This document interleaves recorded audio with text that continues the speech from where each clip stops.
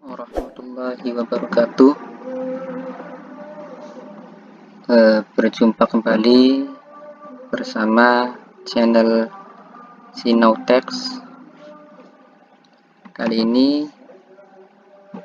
kita akan membahas materi pendidikan agama Islam dan budi pekerti kelas 12 kurikulum 2013 revisi 2019 untuk SMA maupun SMK.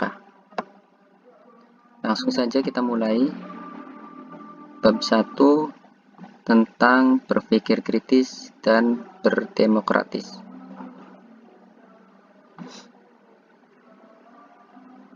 Yang pertama, kita akan membahas Quran Surat Ali Imran ayat 190 sampai 191 tentang berpikir kritis. Bunyi ayatnya sebagai berikut. Bismillahirrahmanirrahim.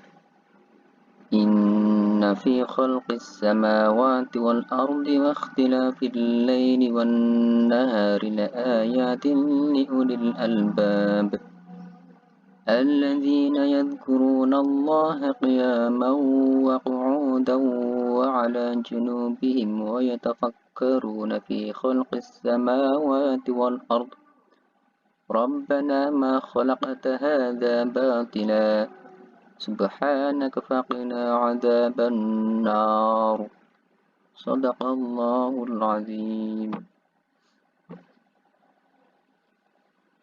Dari ayat tersebut bisa kita identifikasi tentang hukum bacaan tajwidnya. Misalnya di sini ada lafaz inna fi. Ini hukum bacaannya adalah gunnah karena ada nun syiddah atau nun bertajwid, ada nun bertasydid atau nun syiddah pada lafaz inna. Kemudian hal yang serupa juga terdapat pada lafaz yang kedua wan nahari. Ini juga sama hukum bacaannya gunnah karena di sini ada huruf nun yang bersyiddah atau bertasydid. Ini contoh tentang identifikasi tajwid pada ayat tersebut. Selanjutnya ada kosakata. Contoh lafalnya yaitu inna fi khalqi, artinya yang sebenarnya di penciptaan, as-samawati artinya langit, wal ardi dan bumi. Ini ada beberapa lafaz atau beberapa kata yang mana di sampingnya sudah terdapat arti dari kata tersebut. Selanjutnya yaitu tentang terjemah dari ayat yang sedang kita bahas ini.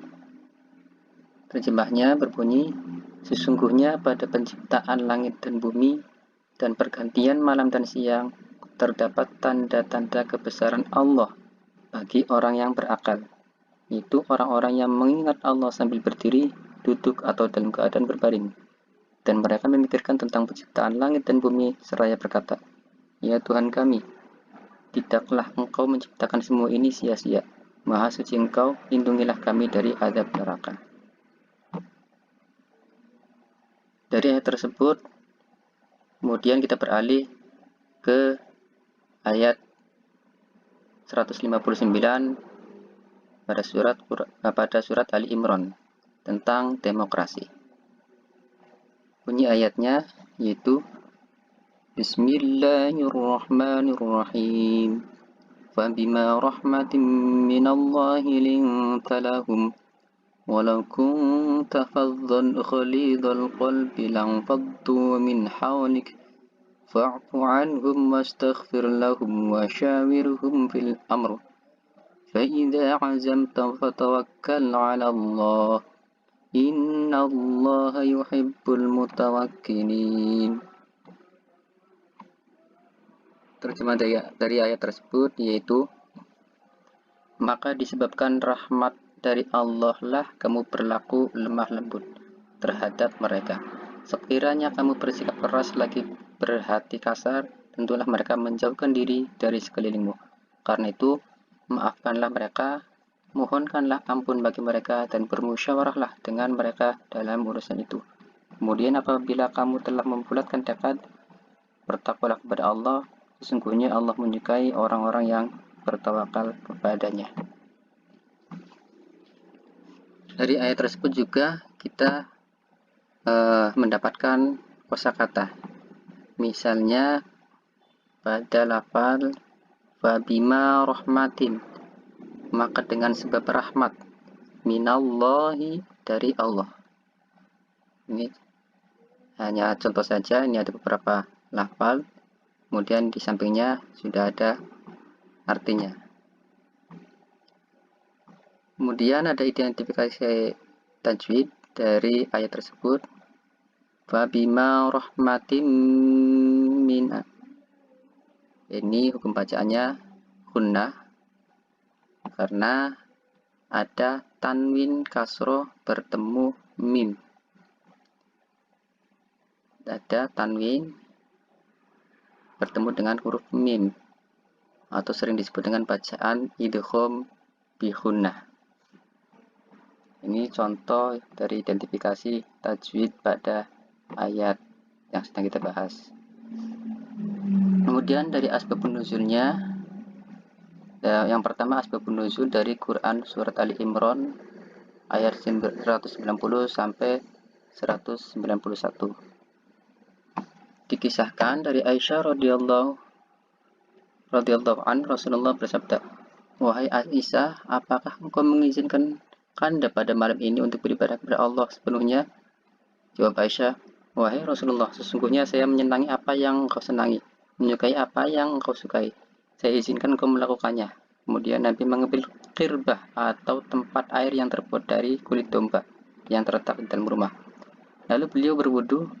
Selanjutnya beliau mengerjakan sholat. Di waktu sholat beliau menangis sampai-sampai air matanya membasahi kainnya. Mereka merenungkan ayat Al-Quran yang dibacanya. Karena merenungkan ayat Al-Quran yang dibacanya, setelah sholat beliau duduk memuji-muji Allah dan kembali menangis terseduh-seduh. Kemudian beliau mengangkat kedua belah tangannya, berdoa dan menangis lagi, dan air matanya membasahi tanah. Kemudian datanglah Bilal untuk azan subuh dan melihat Nabi Shallallahu Alaihi Wasallam menangis.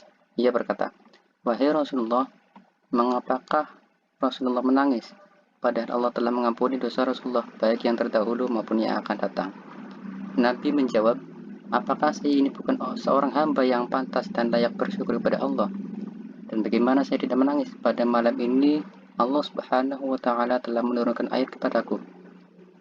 Yaitu yang dimaksud adalah Quran surat Ali Imran ayat 190 dan 191.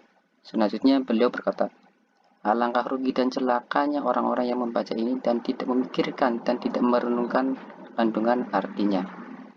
Itu adalah sebab turunnya ayat 190 dan 191 pada Quran surat Ali Imran. Selanjutnya yang kedua yaitu asbabun nuzul atau sebab turunnya ayat Quran surat Ali Imran ayat 159.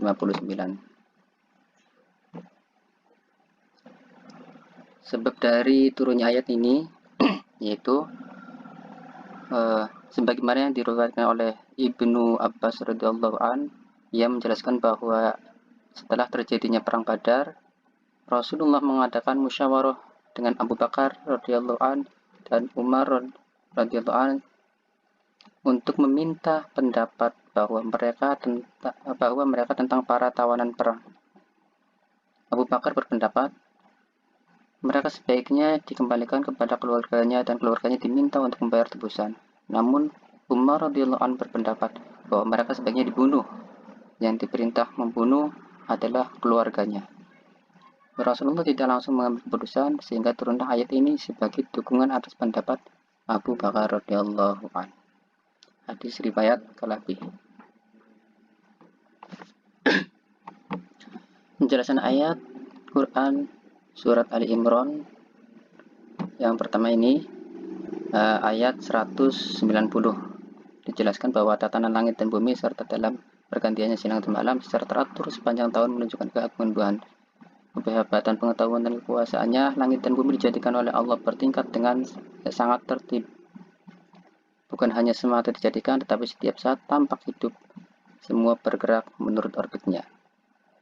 Kemudian pada ayat 191 memberikan penjelasan pada orang-orang yang cerdas dan berpikir tajam atau ulul albab, yaitu orang yang berakal, selalu menggunakan pikirannya, mengambil ibrah, hidayah, dan menggambarkan keagungan Allah. Selalu mengingat Allah di dalam keadaan apapun, baik di waktu ia berdiri, duduk, atau berbaring. Ayat ini menjelaskan bahwa ulul albab ialah orang-orang, baik laki-laki maupun perempuan, yang terus-menerus mengingat Allah dengan ucapan atau hati dalam seluruh situasi dan kondisi. Kesimpulan yang bisa didapatkan dari Quran Surat Ali Imran ayat 160 sampai 161 yaitu dapat diketahui bahwa objek zikir adalah Allah, sedangkan objek pikir adalah ciptaan Allah berupa fenomena alam. Ini berarti pendekatan kepada Allah lebih banyak didasarkan atas hati, sedangkan pengenalan alam raya didasarkan pada penggunaan akal, yakni berpikir. Akal memiliki kemerdekaan yang luas untuk memikirkan fenomena alam, tetapi ia memiliki keterbatasan dalam memikirkan atas kekuasaan Allah Subhanahu wa Ta'ala. Penjelasan ayat pada Quran Surat Al-Imran ayat 159 menyebutkan secara berurutan, yaitu tentang bersikap lemah lembut. Ini sebelum bermusyawarah ya, dilakukan sebelum bermusyawarah. Itu yang pertama bersikap lemah lembut, yang kedua memberi maaf dan bersedia membuka diri, yang ketiga memohon ampun kepada Allah, yang keempat dalam menghadapi semua masalah orang yang bermusyawarah harus bersikap lemah lembut melalui jalur musyawarah yang mufakat dan tidak dilakukan dengan hati yang kasar dan perilaku kekerasan. Yang kelima mengutamakan musyawarah untuk mufakat dalam menyelesaikan setiap urusan. Dan yang keenam apabila telah dicapai suatu kesepakatan, semua pihak harus menerima dan bertawakal kepada Allah. Selanjutnya demokrasi dan musyawarah. Konsep demokrasi sebenarnya atau hakikatnya hampir sama dengan konsep musyawarah dalam Islam. Namun terdapat perbedaan di antara keduanya yang menyebabkan sebagian masyarakat masih belum dapat menerima konsep demokrasi. Ada dua hal yang mendasari perbedaan tersebut, yaitu demokrasi berasal dari negara barat, sedangkan musyawarah dalam Islam berasal dari negara timur. Yang kedua, pengambilan keputusan dalam sistem demokrasi lebih menekankan pada suara terbanyak, sedangkan keputusan musyawarah diambil berdasarkan kesepakatan dan kesepahaman bersama. Walaupun pendapat berasal dari kelompok yang dari sekelompok tokoh masyarakat. Namun kedua-duanya ini memiliki tujuan yang sama, yaitu menghasilkan keputusan yang dapat diterima oleh setiap kalangan mayoritas dan kalangan minoritas. Manfaat berpikir kritis. Yang pertama, memiliki banyak solusi jawaban integratif. Yang kedua, mudah memahami pemikiran orang lain. Yang ketiga, dapat memperbanyak kawan dan rekan sejawat yang baik. Yang keempat, lebih mandiri. Sedangkan yang kelima, sering menemukan peluang dan kesempatan baru dalam segala hal, bisa dalam pendidikan, pekerjaan, bisnis, atau usaha yang lainnya. Manfaat berdemokrasi secara Islami. Manfaat yang pertama, kalau kita berdemokrasi secara Islami, yaitu kita tidak boleh berkeras hati dan bertindak kasar dalam menyelesaikan permasalahan yang sedang dihadapi. Yang kedua, berlapang dada dan berperilaku lemah lembut serta bersikap pemaaf dan berharap ampunan Allah. Yang ketiga, dalam kehidupan sehari-hari harus mengutamakan musyawarah untuk mufakat dalam menyelesaikan setiap persoalan. Yang keempat, bila telah tercapai mufakat harus menerima dan melaksanakan keputusan musyawarah. Serta yang kelima, selalu berserah diri kepada Allah sehingga tercapai keseimbangan antara ikhtiar dan berdoa. Itu adalah materi yang terdapat pada kelas 12 bab 1 tentang berpikir kritis dan demokratis. Mudah-mudahan video ini bisa bermanfaat baik untuk guru maupun untuk siswa serta umumnya untuk semua masyarakat. Amin ya rabbal alamin. Sampai jumpa di video yang selanjutnya, di bab yang selanjutnya. Assalamualaikum warahmatullahi wabarakatuh.